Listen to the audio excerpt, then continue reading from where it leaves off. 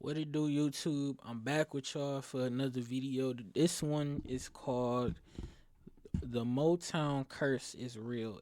8 black soul legends who died tragically after leaving Motown.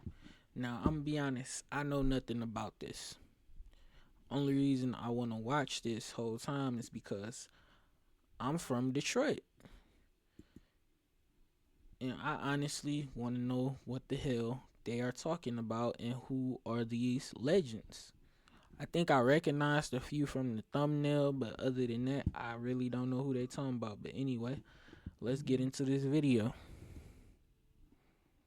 Soul singer Marvin Gaye, whose career spanned over 25 years, including the birth of the Motown sound to the 80s, was shot to death yesterday in Los Angeles. On February 22nd, 1976, the torment ends. Florence is found dead of a heart attack. A devastated Diana flies to Detroit to attend the funeral. Detroit, once the holy land of black music, was where voices were born that could make the whole world fall in love. From here, Motown rose as a symbol of hope, a place where black artists could finally sing in a time full of barriers. But every light has its shadow.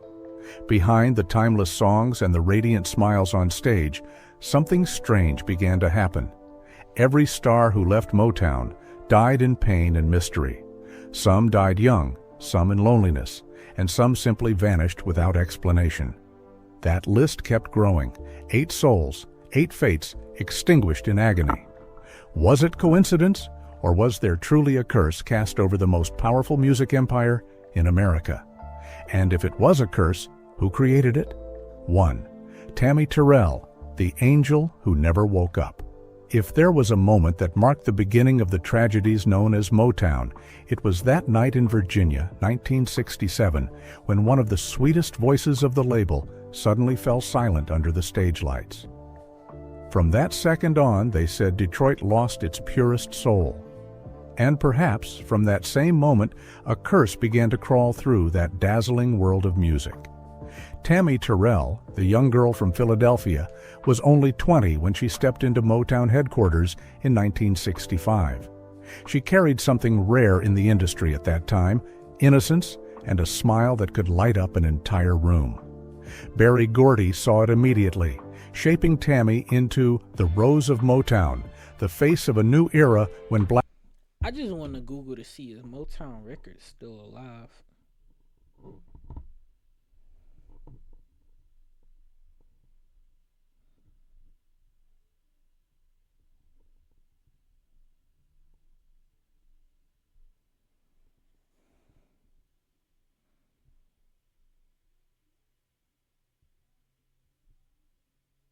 Yep, look like it's still somewhat. Probably has no artist signed to it at the moment, but yep, look like they still have a business and still active and around. Honestly, I would expect them to be dead by now. Black artists were finally allowed to sing in their own homeland. And then fate placed her beside Marvin Gaye. The two became the voices of love itself, singing eternal duets like Ain't No Mountain High Enough, Your Precious Love, and You're All I Need to Get By. On stage, they moved as one, their gazes locked in a chemistry no one could fake. The public believed they were soulmates. Motown believed they were gold. But behind that perfection, Tammy was collapsing. She carried wounds no one could see, and no one at Motown wanted to mention. Before fame, she had fallen in love with David Ruffin, the lead singer of The Temptations, a man as magnetic as he was dangerous. That relationship was built on charm and ended in bruises. Colleagues recalled how Tammy often showed up with black eyes, a broken cheekbone, or layers of makeup hiding the violence. Once she discovered Ruffin had a wife and children, the devastating headaches began. She was a side chick getting beaten and a side chick. Damn. Yeah, those some deep wounds for you right there.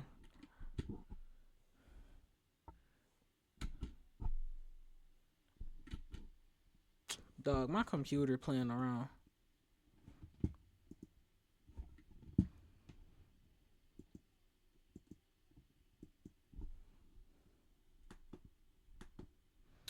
Oh my, hey, editing me, fast forward.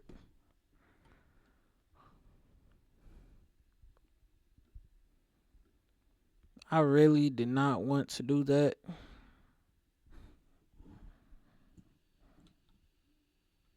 Man as magnetic as he was dangerous. That relationship was built on charm and ended in a broken cheekbone or layers of. The devastating headaches began. There we go. Yet in Motown, every emotion served the image. Tammy was still put on stage, still smiling for photo shoots, still sold as Marvin Gaye's dream girl.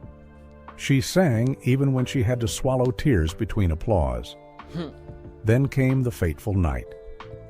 October 14th, 1967, during a concert in Virginia, Tammy and Marvin were performing Your Precious Love.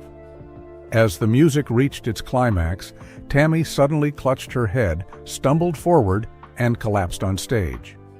Marvin rushed to catch her as the band stopped playing. The crowd froze in silence. Many said the air turned cold at that exact moment, as if Motown itself had lost part of its soul. Tammy was taken to a hospital in Philadelphia. Diagnosis: a malignant brain tumor. Oh, well, nigga, we got hospitals in Detroit. The fuck? He said that she was in Detroit, right? I'm tripping. She performed in Detroit, right? Go back. Stumbled the fateful night. October 14th, 1967, during a concert in Virginia, Tammy and Marvin were performing Your Precious Love. As the music reached its climax, Tammy suddenly... Still, why did y'all take her all the way to a hospital in Philly? It must have not been no hospitals around. That's the only thing I could come up with. clutched Motown in Philadelphia. Right, there we go. Diagnosis: a malignant brain tumor. She was only 23. Over the next 3 years, she endured 8 brain surgeries. Her once vibrant body grew frail. Her trademark hair was shaved off, her radiant face fading to a shadow. While she lay still in her hospital bed, Motown kept releasing her old recordings, printing her smiling face on covers, keeping the illusion alive that Tammy Terrell was still here, still singing. No one outside the family was allowed to speak of her condition. Insiders later said Berry Gordy forbade the truth from being told. Motown can't have tragedy. A nurse later revealed that during one rare moment of consciousness in late 1969, Tammy held her hand, smiled faintly, and whispered, "I just want to sing again. Not for them, for me." It was the last thing anyone ever heard her say. Marvin Gaye visited often, singing their songs at her bedside. He believed that if his voice was strong enough, she would wake up. But miracles never came. On March 6, 1970, Tammy Terrell died at the University of Pennsylvania Hospital. She was only 24. Her funeral took place on a cold morning in Philadelphia, a white coffin covered in her favorite roses. Marvin sang to say goodbye, but his voice broke midway, tears falling onto the coffin lid. So basically, what I'm taking away from this video is that this record label called Motown is basically somewhat of a curse to be signed in or just to be affiliated with, to be honest. Yep, they are a curse. After that, Motown went silent. No statement, no tribute, no mention of her name. Her medical records disappeared without a trace. Nurses claimed the hospital files were retrieved and no one ever saw them again. Tammy's death filled Motown with fear. A young woman full of life collapsing under the spotlight, gone without explanation. Some called it fate. Others whispered, "Anyone who leaves Motown never comes back." After the funeral, Marvin stopped singing for 2 years. He withdrew from the world, haunted by her absence, often saying that Tammy still sings to me every night in my dreams.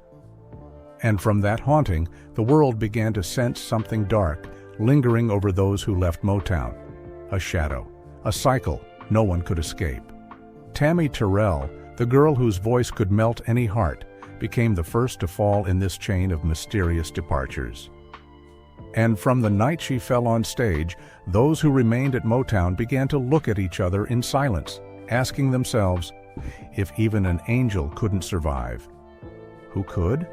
2. Florence Ballard, the voice erased from Motown's heaven. 6 years after Tammy's death, Detroit witnessed another tragedy. This time, no stage, no applause, only the silence of poverty and the slow-burning bitterness of the past. Florence Ballard, the founder of the Supremes, the first symbol of black women daring to dream big. In 1959, she, Mary Wilson, and Diana Ross formed the Primettes, singing in small Detroit clubs. Florence was the soul, the foundation, the one with the strongest, deepest voice, the kind that made people believe she would go the farthest. But when the Supremes entered the Motown era, everything changed.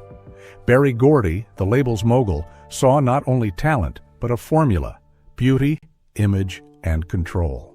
Yep. Diana Ross, with her Hollywood smile and soft eyes, became his focus. Florence, the leader who started it all, was pushed aside. From 1964 to 1966, the Supremes exploded. These hairstyles, what is that? Like, seriously, Jesus. Different generations. Let's just continue the video. Nationwide.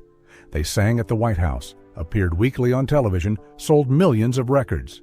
Yet, behind the spotlight, Florence was fading. In photos, she was moved to the back. In recordings, her vocals were reduced. She began drinking, grew volatile on stage, and Motown labeled her a discipline problem. By the summer of 1967, Florence was out. No press conference, no farewell, just a small payout to keep her quiet.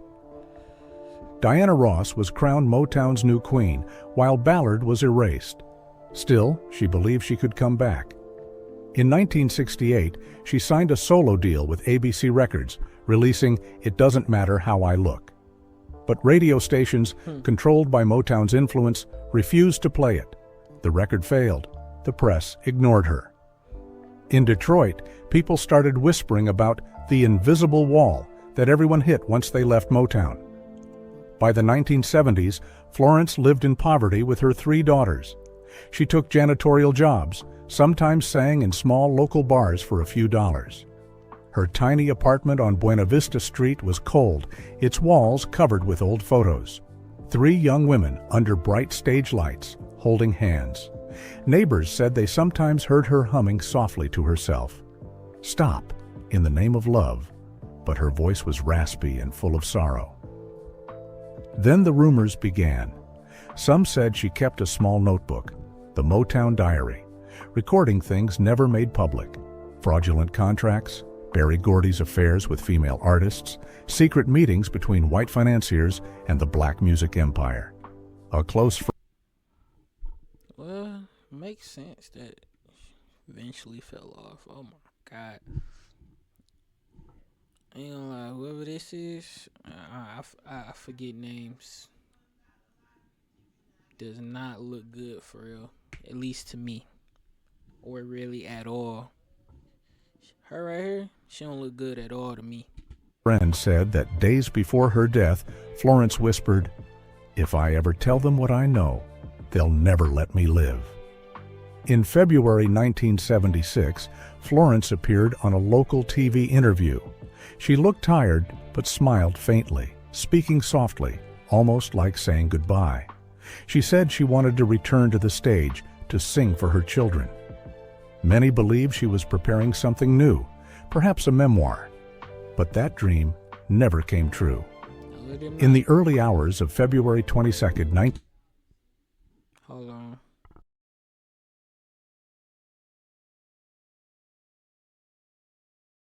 My bad. 1976, Florence Ballard was rushed to Detroit Receiving Hospital in cardiac arrest. Doctors tried to revive her, but she died at 3 a.m. at just 32 years old. In her purse, they found only a few coins and an old photo, 3 young girls holding hands under stage lights. The notebook she mentioned was never found. Her funeral was small, without a single Motown representative. no flowers from Berry Gordy, no condolences from Diana Ross.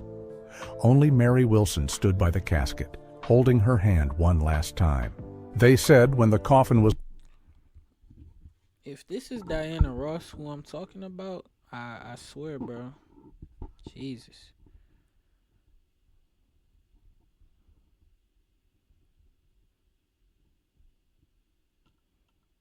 Just doing a little.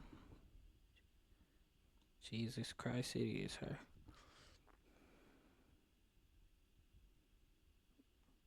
And she's still alive?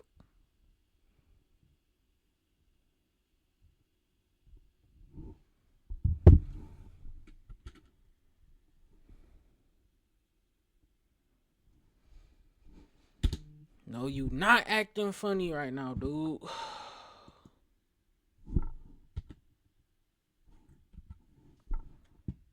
Fast forward. Young girls holding hands under stage lights. The notebook she mentioned was never found. Her funeral was small, without a single Motown representative. No flowers from Berry Gordy, no condolences from Diana Ross. Only Mary Wilson stood by the casket, holding her hand one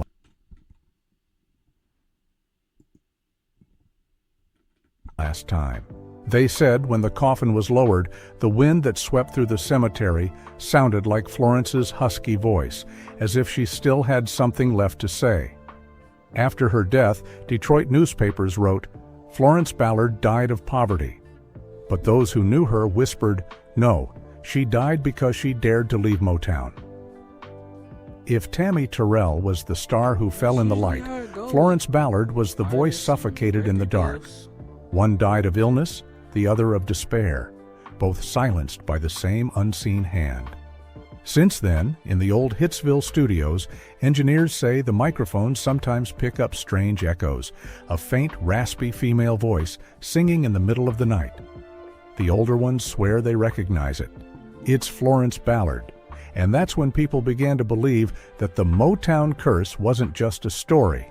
It was the voices of those who once sang, still restless, still unable to sleep. No 3.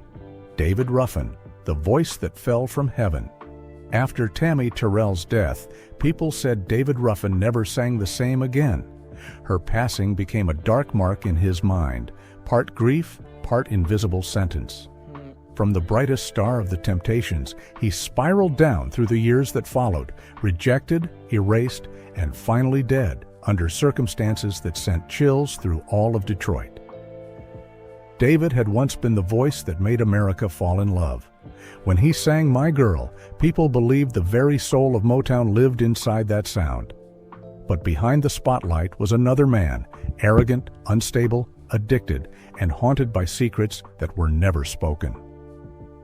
In 1968, at the peak of fame, Berry Gordy fired him from the group, saying he had become impossible to control. From that moment, David Ruffin's name disappeared from Motown, and the curse began to follow him. Without the stage, he drifted between Las Vegas and Philadelphia, singing in dark clubs, always saying, "They took everything from me." By the 1980s, Ruffin began telling friends about the dirty secrets inside Motown, the black money, the ties to the mafia, the singers who were silenced after leaving the label.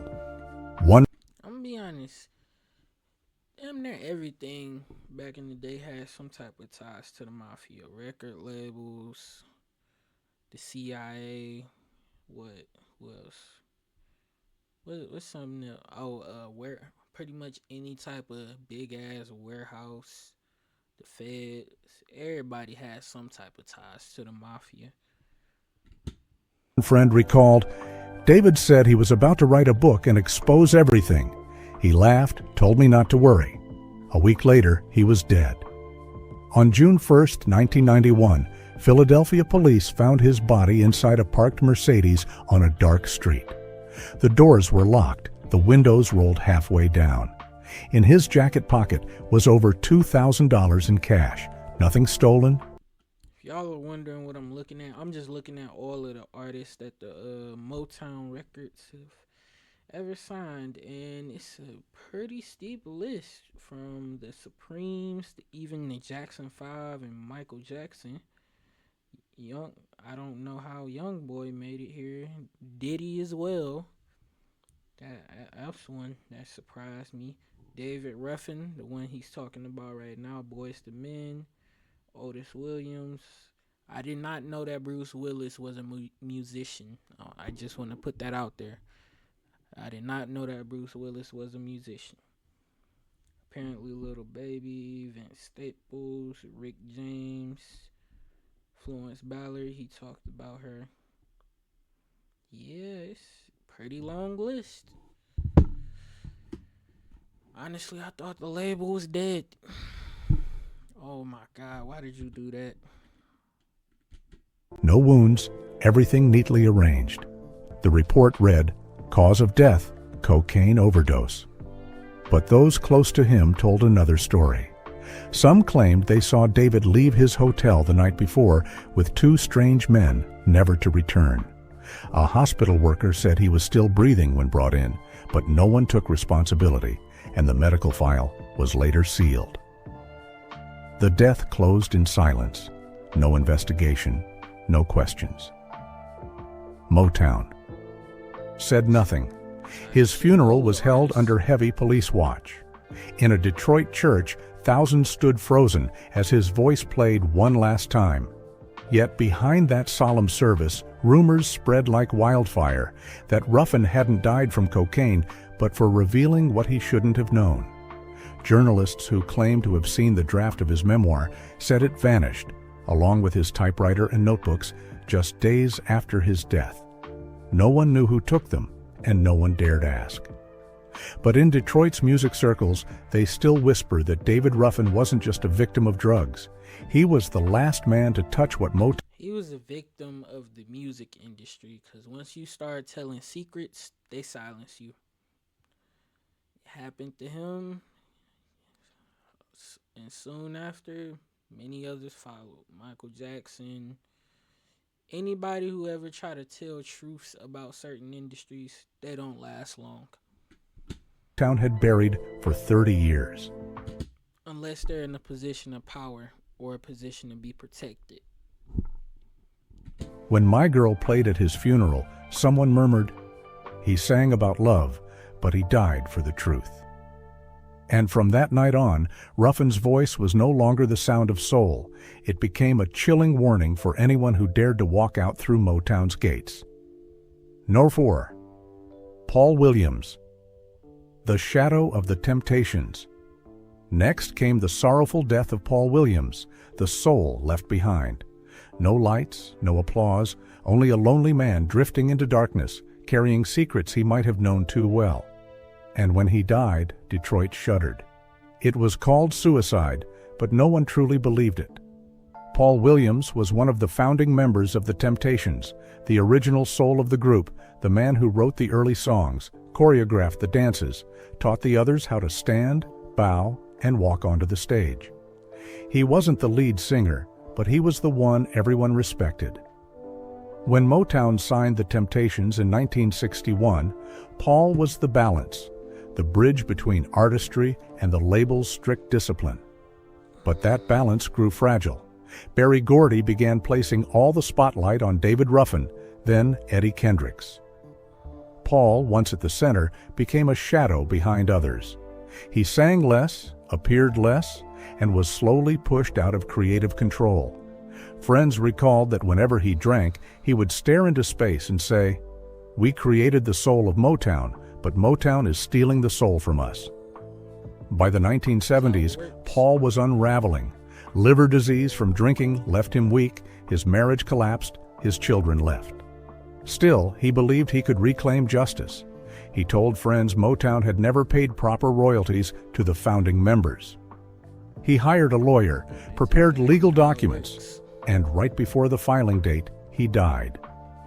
On the night of August 17, 1973, Paul Williams was found in the parking lot behind the 20. I ain't gonna lie, that's the thing about when it comes to this royalties and artists. That's the thing about it. If you try to go up against the record label, you literally have to be ready to fight a war. Cause when they fight over royalties, nigga, it's just not about the royalties. It's about the money too. So when they go low, you gotta be ready to go lower. And I mean that shit. That's like the last thing I really want to say about that. Grand Club, the same place he had once performed in his prime. He was sitting in his Cadillac, head slumped over the steering wheel, a gunshot wound to the temple. Police called it suicide by handgun. But nothing added up. The gun had no fingerprints. The car doors were locked from the outside. The shell casing lay far too far away for a self-inflicted shot. The family never believed it. A close friend revealed Paul had told him just 2 days earlier, "If this works, people will finally know what Motown really is." Yet the case was quickly closed. No further investigation, no questioning. Only It was definitely a setup by Motown. Cause like I said, if you getting ready to fight for your royalties, nigga, you gotta be ready to go lower with the record label. Cause, nigga, royalties is money. And them niggas willing to die over that shit. The question is, are you? few small news lines. Paul Williams, former member of the Temptations, dead by suicide. At the funeral, his former bandmates stayed silent. They stood before a hastily built wooden casket, candlelight flickering against an old photo. 5 young men in black suits, smiling brightly, with Paul in the middle, eyes alive, confident, full of life. No one mentioned the lawsuit. No one dared speak of the gun without fingerprints. Years later, the royalty documents he'd been preparing vanished without a trace. The lawyer who worked with him left town. No one could reach him. A former Motown employee revealed that right after Paul's death, the company suddenly changed its internal policies, terminating all old royalty disputes. Detroit still remembers Paul Williams as the man who carried the Temptations' soul. But those who knew whispered that he had touched what no one was supposed to, numbers, contracts, and secrets that could have brought the empire down. They said he shot himself, but the gun tells a different story. They said he ended his life, but perhaps someone ended it for him. And when that gunshot echoed across the empty parking lot, the soul of the Temptations faded with it. Ever since, whenever My Girl plays on Detroit radio, those who knew Paul shiver because they understand the man who once held that soul is gone, and with him, the truth is gone too. Number 5. Mary Wells, the queen who was silenced. When they found Mary Wells in her small Los Angeles apartment, she could no longer speak. Throat cancer had taken away the one thing she loved most, the voice that once shook America. They said she passed away quietly, but those who knew the truth said it wasn't a peaceful death. It was the end of a long punishment, a warning stretched over 2 decades, ever since the day Mary dared to leave Motown.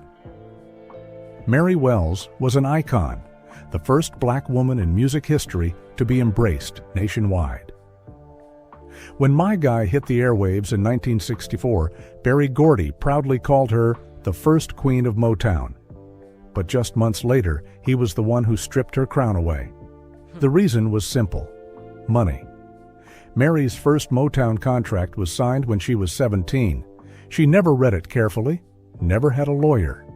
For years, every one of her hits, That was a setup for failure right there. Always have a lawyer present, no matter how much that shit costs. When you signing a big deal contract, it don't matter what it is, always have a lawyer. Because if you don't, I promise you, that contract gonna come back some way, somehow to fuck you in the end. Just watch, it's an episode that explains this on the Boondocks. I forget what season and what episode, but it's the episode where Jasmine signs a contract with Ed Wansler for her lemonade stand. Go watch that. It explains exactly what I'm talking about. Two Lovers, You Beat Me to the Punch, My Guy, brought hundreds of thousands to the label, while she received only a few thousand. When Mary asked to renegotiate, Gordy refused.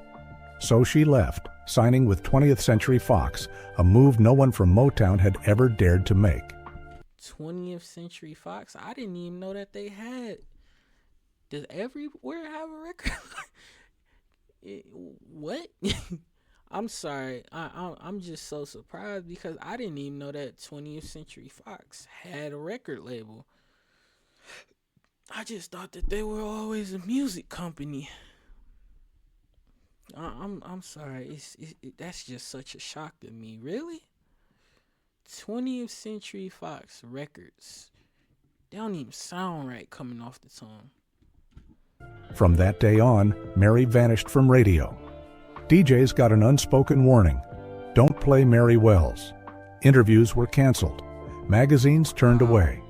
Every door in the entertainment world slammed shut at once. She once said, "They didn't kill me, but they made me die, slowly." After leaving the label, Mary survived through small gigs and short-term contracts. She was still invited to perform, but only as a name to remind audiences of the old golden days. For years, she tried to sue Motown for unpaid royalties, but every lawyer dropped out mid-case. A close friend said Mary kept a small box of old documents, her first contract and payment slips she called evidence. She told him, "If I disappear, look in there." But after her death, the box was gone. By 1989, cancer had appeared. Mary had to sell her jewelry to pay for treatment. She could barely speak, communicating only by writing. A nurse recalled that during her final nights, she often wrote a single phrase: "They silenced me."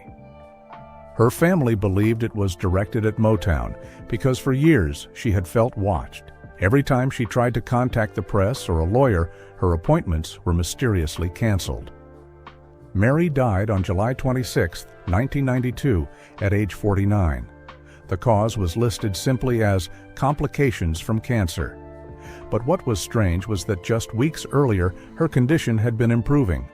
A friend said she had received a donation from fans and planned to move to Arizona for therapy. Suddenly, within 3 days, her illness worsened. When she was admitted to the hospital, she could no longer breathe. The medical file of her final treatment later went missing. Mary Wells's funeral was simple, almost silent.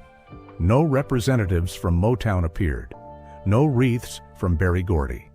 Only a few old friends and loyal fans stood around the casket, singing My Guy through tears.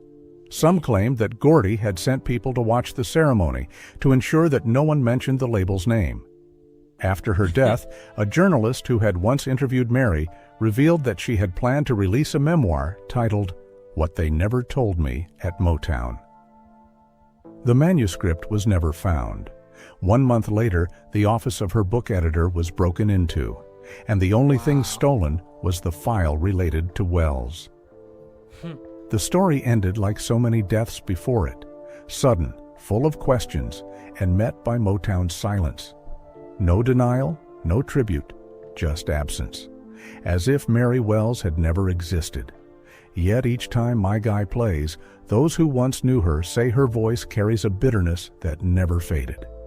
Perhaps she didn't die only from cancer, but from a system that slowly suffocated her until her very last breath.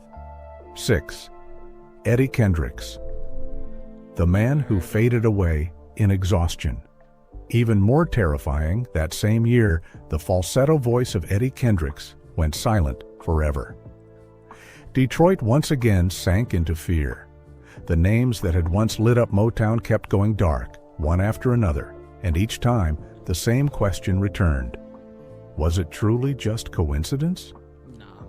Eddie Kendricks was known Not even a little bit. No. as the angelic voice of the Temptations. His tone was soft as silk, so delicate that an audience would hold its breath each time he hit the high notes. In Just My, Imagination and The Way, You do the things. You do, people heard the romance of soul, the grace of gospel, and the quiet sorrow of a man who understood how unfair the world could be. But behind that gentle smile, Eddie had seen too much, things he would never be allowed to speak about.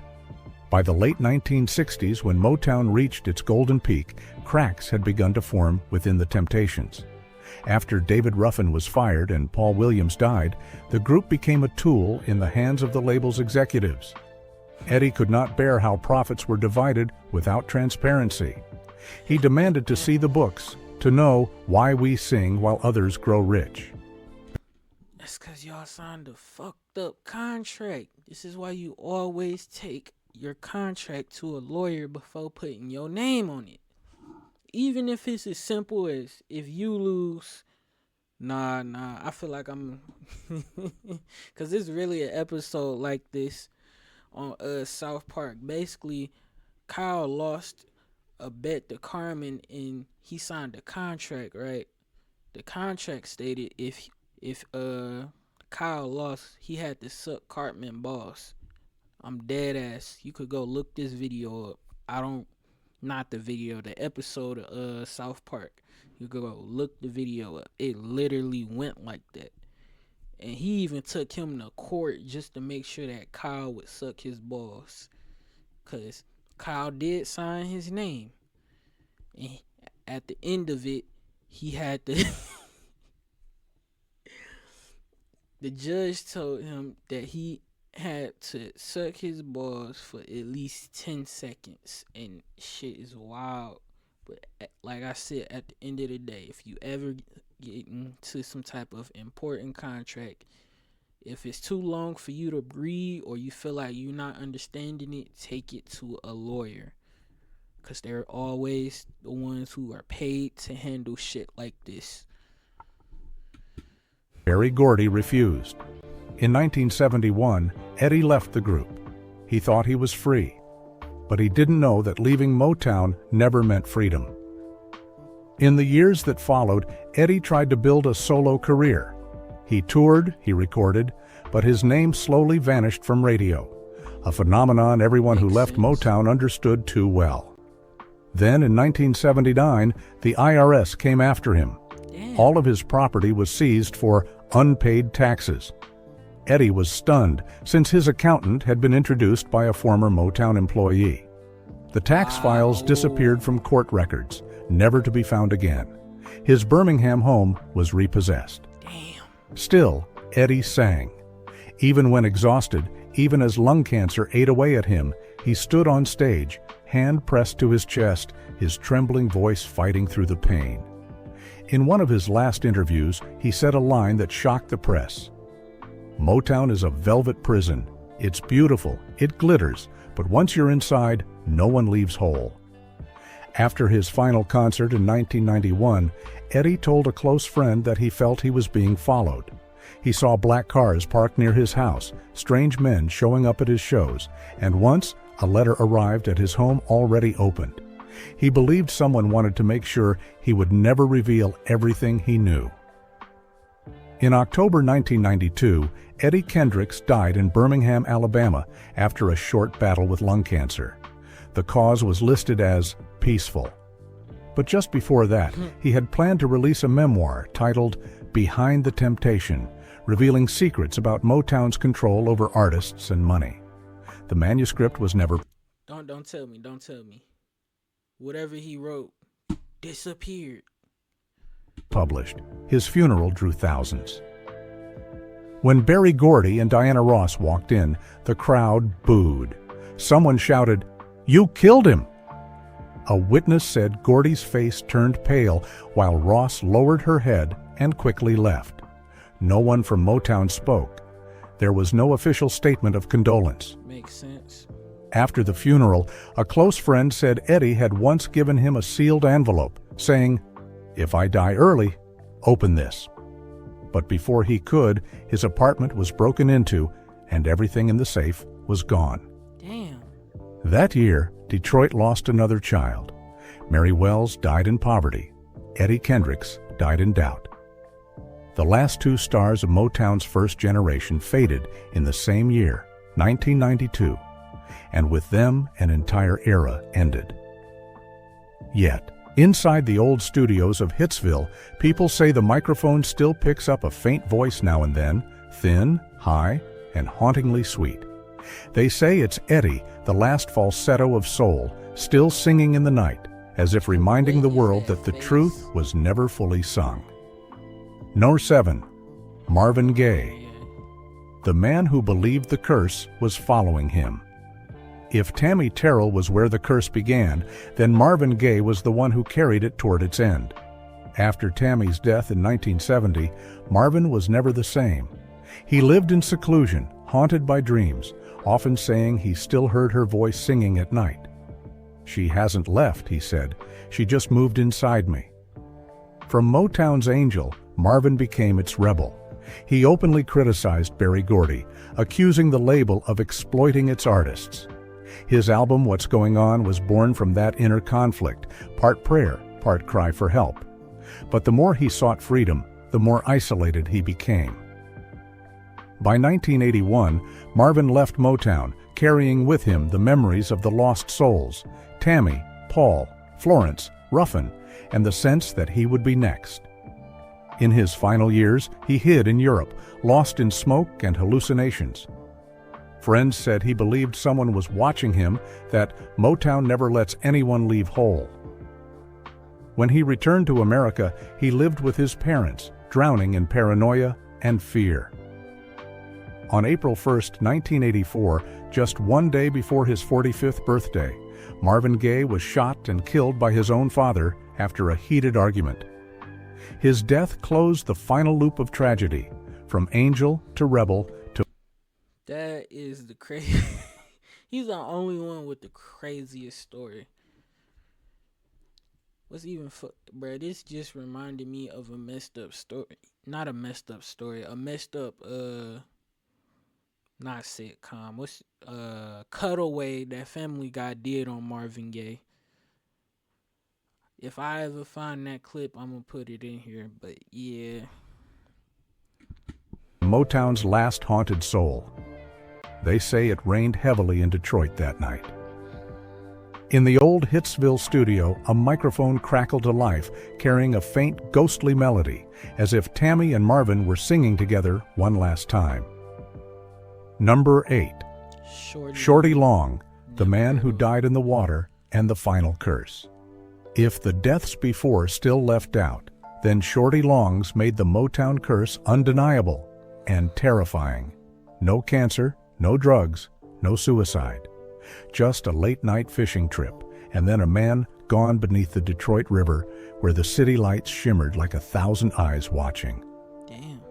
Shorty Long didn't look like a star, but he had the soul of a genius. He was the first at Motown to write, arrange, and record his own songs. A true musician in an era when most artists were only voices. He wrote Devil with the Blue Dress On and Function at the Junction, the songs that paved the way for soul funk, the very sound later credited to Stevie Wonder and Marvin Gaye. But while Shorty lived, his name rarely appeared on record sleeves. Berry Gordy called him too eccentric, too hard to control. Shorty began voicing his anger publicly. In meetings, he questioned why Diana Ross, Smokey Robinson, and Marvin Gaye always received top promotion while artists like him were pushed aside. Some said he once shouted, "If I can't be heard here, I'll take my music somewhere else." In Motown, that kind of statement was a death sentence. On the night of June 29, 1969, Shorty Long left home in Detroit with a friend, saying they were going fishing. The sky was calm, no sign of storms. But by morning, their small boat was found drifting near Belle Isle, capsized, no one aboard. 2 days later, Shorty's body was recovered miles downstream, bruises on his forehead and shoulders, as if beaten before falling into the water. The police report simply read, "Accidental drowning due to loss of balance." I beg your pardon? With all that? How was that accidental drowning? Nigga said he got beat to death and then thrown in the river. That doesn't sound like an accidental drowning to me. Morning, their small boat was found drifting near Belle Isle, capsized. No one I gotta listen aboard. to this again. 2 days later, Shorty's body was recovered miles downstream, bruises on his forehead and shoulders, as if beaten before falling into the water. The police report simply read, "Accidental drowning due to loss of balance." But witnesses at the dock claimed they heard arguing before the boat departed. His Accidental drowning. Yeah, okay. family demanded a new investigation. They said Shorty couldn't swim, and he never went fishing at night. The case file was sent to the Detroit police office and then vanished. Wow. Only one copy remained in the hands of his widow, with a scrawled note. No evidence of foul play. His funeral was held. Excuse me, nigga? Bruises on him and no evidence of foul play. I could see if he had bite marks on him. That'll make sense because it took y'all 2 days to find his body. But bruises? You see bruises on the nigga body who fell into the Detroit River and then just label it no foul play? Yeah, okay. On July 8, 1969, small, quiet, without a single representative from Motown. Berry Gordy sent no flowers, made no speech, offered no condolences. Local radio stations refused to play his music, a strange silence for the death of a Motown artist. Friends said they felt afraid, as if something nameless had descended upon them all. Just weeks before his death, Shorty had said during a recording session, "At Motown, my voice belongs to them, and so does my silence." He had recorded a test track titled "Ain't No Justice," but it disappeared from Motown's archives after his death and has never been I found. bet it did. They say he died in the water, but the truth is he was already dead, killed by imposed silence, by the despair of a man who knew too much and was forbidden to speak. And when the Detroit River closed over his body, it felt as if the entire city understood. The Motown curse didn't just take lives, it took the voices of those who created it. Because in the end, no one dared to speak again. 8 names, 8 deaths. All had once walked out of Motown, and none lived to tell the story. They built the soul of music, only to be swallowed by the darkness it cast. Some died in hospitals, some in cars, some beneath the river. But the one thing they shared, they all disappeared after daring to say no. Was Motown merely a record label, or a pact that could never be broken? Perhaps the curse was never in the music, but in the power that consumed the souls behind it. And perhaps the price of freedom was death itself.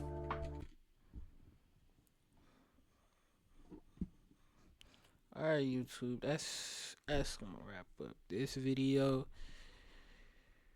If you enjoy reactions like this or have a recommended reaction that's similar like this for me, please leave it down in the description below.